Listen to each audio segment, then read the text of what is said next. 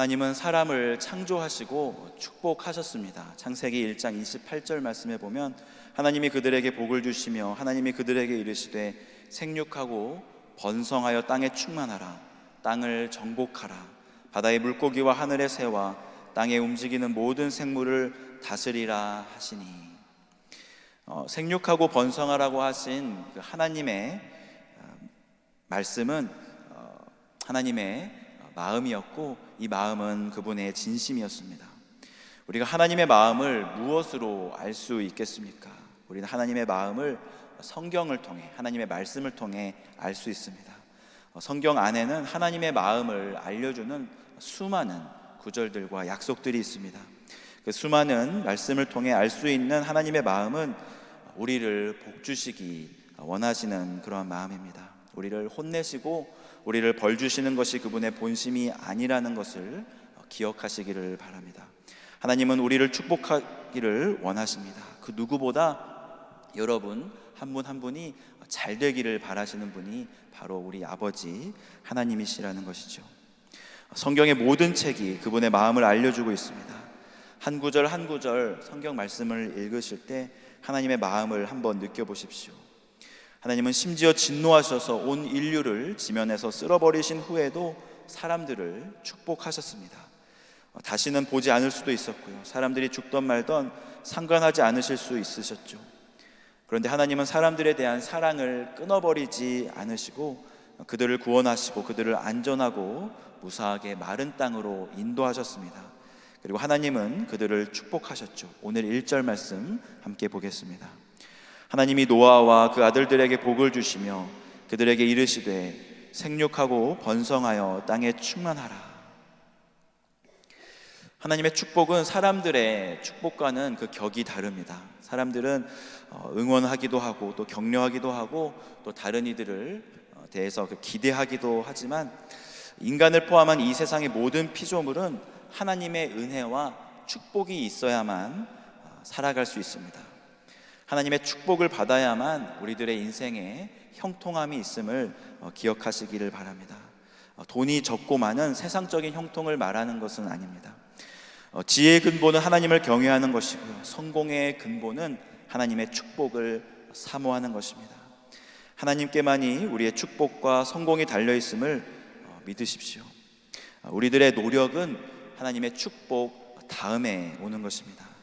하나님은 창세기 1장에서도 그러셨지만 창세기 9장에서도 노아의 식구들의 어떠한 노력이나 성과로 인해 그들을 축복하신 것이 아니라 무조건적으로 그들에게 축복하신 것입니다.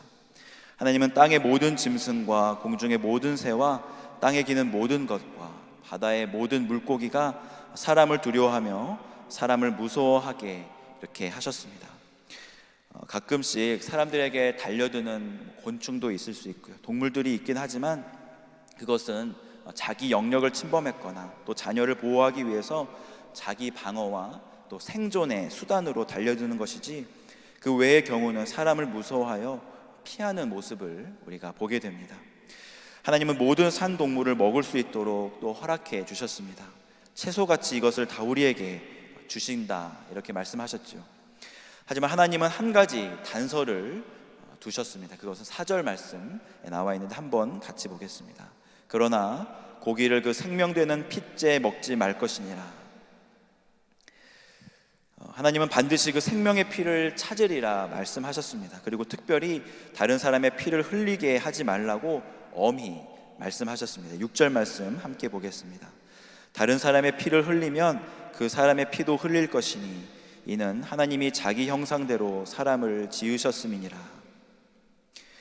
하나님이 사람들에게 생육하고 번성하며 땅에 가득하여 그 중에서 번성하라고 축복하시면서 하지 말라고 하신 말씀을 우리가 기억합니다.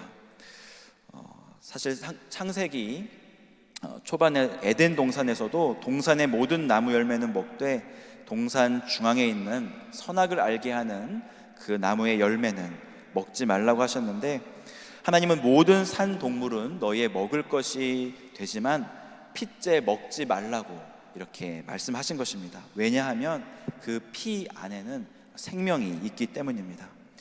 다른 이들의 생명과 또 동물들의 생명을 대할 때 우리는 그 생명을 창조하시고 그들에게 삶을 명령하신, 그 생명을 허락하신 하나님을 기억해야 합니다. 동물들이 우리를 두려워한다고, 그리고 우리가 그들을 먹을 수 있는 것이라고 함부로 대해서는 안 되는 것입니다. 동물들에게 생명을 주신 하나님을 우리가 기억한다면 우리의 탐욕으로, 우리의 취미로 동물의 생명에 그 피를 흘려서는 안 될 것입니다. 그런 의미에서 하나님은 사람들에게 큰 책임을 주신 것입니다. 모든 동물들이 사람을 두려워하기에 하나님이 만드신 피조세계의 동물들을 잘 케어하고 그들이 생육하고 번성할 수 있도록 도와주어야 하는 책임을 우리들에게 맡겨주신 것입니다. 하나님께서 그들을 잘 살도록 하나님이 모든 것을 공급해 주시지만 우리가 점점 그들의 살 공간을 줄이고 또 그들을 단체로 죽이고 또 보호하지 않는다면 하나님의 축복을 어쩌면 우리 스스로 저주로 바꾸고 있는지도 모릅니다. 하나님은 노아와 그의 식구들에게 언약을 맺으십니다. 그런데 이 언약은 사람들하고만 맺는 언약은 아니었습니다. 9절과 10절 말씀 함께 보겠습니다. 내가 너희와 언약을 세우리니 다시는 모든 생물을 홍수로 멸하지 아니할 것이라. 땅을 멸할 홍수가 다시 있지 아니하리라. 하나님은 사람과 함께하는 모든 생물들과 언약을 맺으십니다.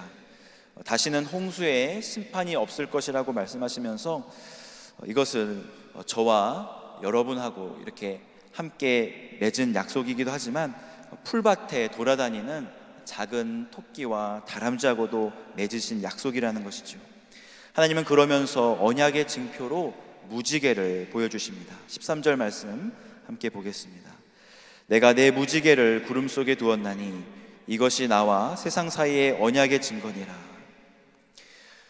고대 근동에서 이 활 모양은, 무지개와 같은 그런 아치 모양은 힘의 상징이었습니다. 활은 힘이었죠. 능력과 권세를 나타내는 표징이 바로 무지개 모양이었습니다. 무지개는 하나님의 능력과 권능을 보여주는 그런 표징이었던 것입니다. 노아의 홍수 때 보여주신 하나님의 권능은 사실 하나님의 능력의 일부에 지나지 않습니다. 그럼에도 불구하고 하나님은 그 무지개를 보시고 사람과 육체를 가진 모든 생물 사이의 언약을 기억하여 물로 육체를 멸하는 홍수가 되게 하지 않겠다고 거듭해서 약속하십니다. 11절부터 17절 말씀 총 7구절에 걸쳐서 계속해서 언약을 하신다, 내가 기억하겠다, 이렇게 정말 견고하고도 단단하게 언약을 맺으십니다. 이 언약을 통해서도 우리는 하나님의 마음을 조금은 알 수 있습니다. 하나님은 우리들을 축복하기 원하시고 우리를 보호하기 원하신다는 것을 말입니다. 하나님은 우리에게 이 세상을 맡겨주셨습니다. 생육하고 번성하도록 축복해 주셨습니다. 이 축복이 오늘도 여러분과 저에게 이어지고 있음을 믿으십시오. 오늘 우리가 살아가는 세상은 매일매일 반복되는 일상이면서도 또한 어떤 일이 일어날지 모르는 미지의 세계입니다. 하나님은 이 세상을 우리에게 맡겨주시고 또 축복하셨습니다. 하나님의 권능으로 언약을 세우시며 하나님의 권능을 뚫고 그 어떤 세력도 하나님의 언약을 깨뜨릴 자가 없을 것이라고 말씀하십니다. 그러므로 우리에게는 든든한 백이 있습니다.